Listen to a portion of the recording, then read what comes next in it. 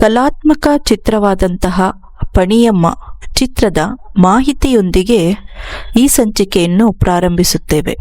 ಪ್ರಿಯ ವೀಕ್ಷಕರೇ, ಅನನ್ಯ ಚಿತ್ರಗಳ ಮಾಹಿತಿ ವೀಕ್ಷಿಸುತ್ತಿರುವ ಎಲ್ಲ ಚಿತ್ರ ಪ್ರೇಮಿಗಳಿಗೂ ನಮಸ್ಕಾರ. ಪಣಿಯಮ್ಮ ಚಿತ್ರವು 1983ರಲ್ಲಿ ಬಿಡುಗಡೆಯಾದ ಚಿತ್ರ. ಈ ಚಿತ್ರದ ನಿರ್ದೇಶಕರು ಪ್ರೇಮಾ ಕಾರಂತ್.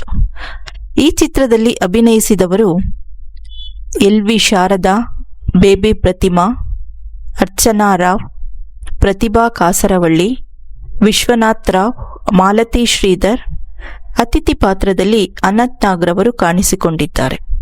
ಈ ಸಿನಿಮಾದ ವಿಶೇಷತೆ ಏನೆಂದರೆ, ಪುರುಷರ ಕಪಿಮುಷ್ಟಿಯಲ್ಲಿದ್ದ ಸಿನಿಮಾ ರಂಗಕ್ಕೆ ಮೊದಲ ನಿರ್ದೇಶಕಿಯಾಗಿ ಪ್ರೇಮಾ ಕಾರಂತ್ ಬಂದದ್ದು ಇದೇ ಸಿನಿಮಾದಿಂದ. ಪ್ರೇಮಾ ಕಾರಂತ್ ಕನ್ನಡದ ಮೊದಲ ಸಿನಿಮಾ ನಿರ್ದೇಶಕಿ. ಮಹಿಳೆಯೊಬ್ಬಳು ನಿರ್ದೇಶನ ಮಾಡಲು ಬರೋಬ್ಬರಿ 50 ವರ್ಷಗಳೇ ಬೇಕಾಯಿತು.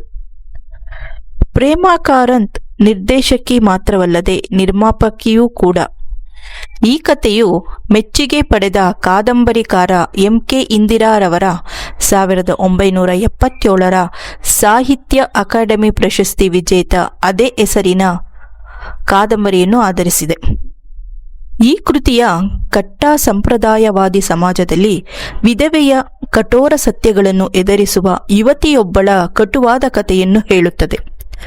ಈ ಚಿತ್ರವು ವಿಮರ್ಶಕರು ಮತ್ತು ಪ್ರೇಕ್ಷಕರಿಂದ ವ್ಯಾಪಕವಾಗಿ ಮೆಚ್ಚುಗೆ ಪಡೆಯಿತು. ಇದು ಕನ್ನಡದ ಅತ್ಯುತ್ತಮ ಚಲನಚಿತ್ರಕ್ಕಾಗಿ ರಾಷ್ಟ್ರೀಯ ಚಲನಚಿತ್ರ ಪ್ರಶಸ್ತಿ ಮತ್ತು ಅನೇಕ ಅಂತಾರಾಷ್ಟ್ರೀಯ ಚಲನಚಿತ್ರ ಪ್ರಶಸ್ತಿಗಳನ್ನು ಗೆದ್ದುಕೊಂಡಿತು. ಈ ಚಿತ್ರದ ಸಂಗೀತ ನಿರ್ದೇಶನ ಚಂದ್ರಶೇಖರ್ ಕಂಬಾರ, ಸಾಹಿತ್ಯ ಬಿ.ವಿ. ಕಾರಂತ್. ಈ ಚಿತ್ರದ ಗಾಯಕರು ಎಸ್. ಜಾನಕಿ ಮತ್ತು ಜಯಚಂದ್ರನ್.